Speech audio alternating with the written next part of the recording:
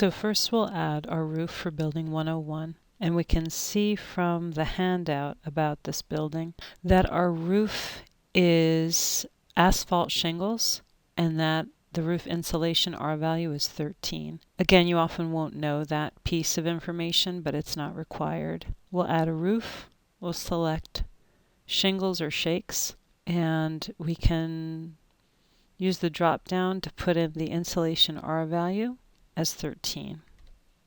When you do put I don't know for the thermal properties input, this will infer the thermal property based on your roof type, your building location, the year of construction, and the use type of your building. But we did have that piece of information, and then we can create the roof. We don't have any skylights in the building, so we don't need to choose that, and we'll move on to the wall. And this is a masonry building. We can see that our wall assembly is brick on masonry, which we also could see from the images, at least the brick. And we've got the wall assembly U value as 0.2. So we'll add a wall. Brick on masonry. And we have the assembly U value rather than the R value. They give you that option. And we know that that was 0.2. And create the wall. Okay, and this is another one of those instances where Asset Score has a format that they like. I think this just needs to be a 0.2. And we can create our wall. So the window is a wood frame, double pane low E with air fill. Of course, in other buildings, you'll have potentially more than one window type or roof type if you've got a flat roof area and a pitched roof area, or if you have more than one wall assembly. Asset Score can accommodate that. You would just add additional assemblies or types as you need. So our window frame was wood, and we had double glaze low E with air fill. If you know the U value, solar heat gain coefficient, or visible transmittance, you can add those, but again, those are additional properties. We don't have the red asterisk, so we don't really need it. And our floor, this will be the floor between conditioned and unconditioned space, or conditioned space and grade. Our floor is a slab on grade for this building. And then for the insulation, we need to say whether there's no insulation or vertical insulation. Since this building is from 1911, we'll assume that there is no insulation. And we don't know the assembly U value. So we can just leave that as I don't know and create the floor. We'll have an opportunity to talk about the number of windows in our building later on when we get into building geometry. So now we can go on to our lighting. And we look at our handout and we can see that we've got 3 types of lighting: compact fluorescent, in a pendant mounting, compact fluorescent that's recessed, and LED that's a pendant. So let's go ahead and enter these into Asset Score. I'm just going to put those on my other screen for reference. So we'll add a fixture, and we'll start with our pendant mounted compact fluorescent. So we've got a pendant. And again, you can always look at help if you want some clarity regarding what they're asking for, and it brings you to the area of help that applies to your input field, pendant, surface, and recessed lights, the lighting type descriptions, and then they also have typical wattage for these types of lamps, so that can be helpful if you don't have that on hand. We had a pendant and it was compact fluorescent, and for that particular lamp our wattage was 40, and we have 8 lamps per fixture. We can create that fixture. Going to add our compact fluorescent that's recessed. And the wattage on that was 13 watts, and it's 1 lamp per fixture.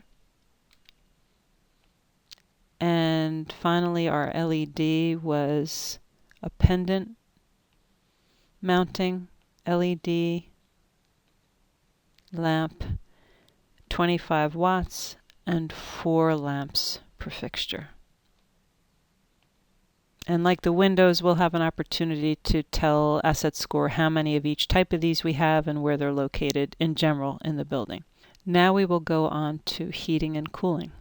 Asset score wants you to designate what your plant equipment is. It separates out plant equipment from air handlers and zone equipment. So plant equipment obviously would be your chiller or boiler, what's generating your heated or cooled water. If you are using a hydronic system, for your air handlers, those are entered separately and you can designate which plant the air handler is using. And zone equipment is not associated with the plant or the air handlers. Zone equipment is typically going to be smaller equipment that's serving a smaller area, and it does include window air conditioners, PTACs that would be maybe serving hotel rooms, that kind of thing. We'll enter our heating plant, which is a boiler. So let's enter that. We'll select boiler from the drop down. Our boiler is gas fired. It has a barometric damper. It's from 1999. And again, the top three are required. The rest of this is optional information that we happen to have, but it's not required to run the model. And we can create the heating plant. Next, we have 3 air handlers to enter. We can look quickly at this. We've got information about the type of air handler, the year manufactured, the fan efficiency, the fan motor efficiency, the fan control, and we'll enter all of this into the asset score. And here we can see our air handler unit, the information about that equipment and the cooling equipment. So we will enter that into asset score. In this instance, our air handler is actually a variable air volume unit with hot water reheat. Our cooling source is central direct expansion. We know from our handout that we've got 3 of these. This one was manufactured in 1998. We've got 1 of this specific type. Its coefficient of performance is 3.0 and its capacity is 60 tons. The heating source for our air handler is the central plant, the boiler. And we'll select that from the drop down. That's the only equipment that shows up. It's the only one we've entered. This is a multiple zone air handler. Our terminal unit does have reheat, and that is from our hot water plant, which again is our boiler that we entered earlier. And our minimum airflow fraction is 0.3. Our fan motor efficiency is 92%. Our fan efficiency is 50%. We do have an economizer, but we don't have any of these other features. And we can create that first air handler. We're going to enter another air handler. This is also a VAV with hot water reheat. Cooling equipment is Central DX. This is the same type of equipment that we had with the other air handler.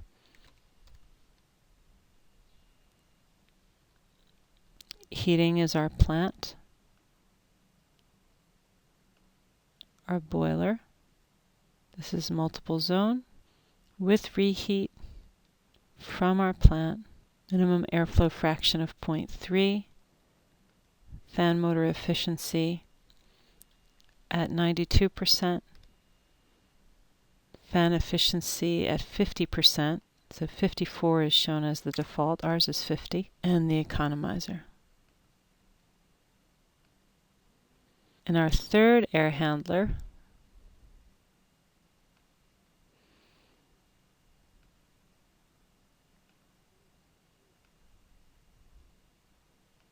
is also from 1998, but this one has a COP of 3.5 and it's a 40-ton unit.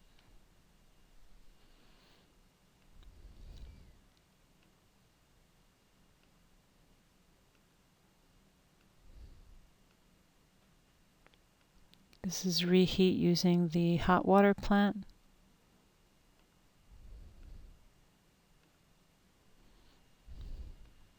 Fan motor efficiency is 91% on this unit. Fan efficiency is still 50%. And again, we have the economizer. And we'll create our third air handler. And for this building, we don't have any zone equipment. No window air conditioners or PTACs to be entered. Now we can enter our water heater. Our service hot water is gas fired. and it's a looped system. Our efficiency is 60%, and we've got a tank volume of 100 gallons, and we do know that our tank has insulation. Again, this is all optional information. We've got 2 inches of insulation at R8 per inch. We have a gas-fired water heater. Distribution is distributed, not looped. Our water heater efficiency is 65%. Again, this is from our handout. Our tank is 100 gallons. We've got 2 inches of insulation at R8 per inch. This is optional information. We just need to know the type of distribution and the fuel type in order to get the water heater into asset score. We'll create that water heater. And we have an additional water heater, which is gas-fired naturally, and it is a distributed system. The efficiency on this second water heater is 60%. It is 100 gallons as well, and we've got 2 inches of insulation at R8. And then we will move on to operations.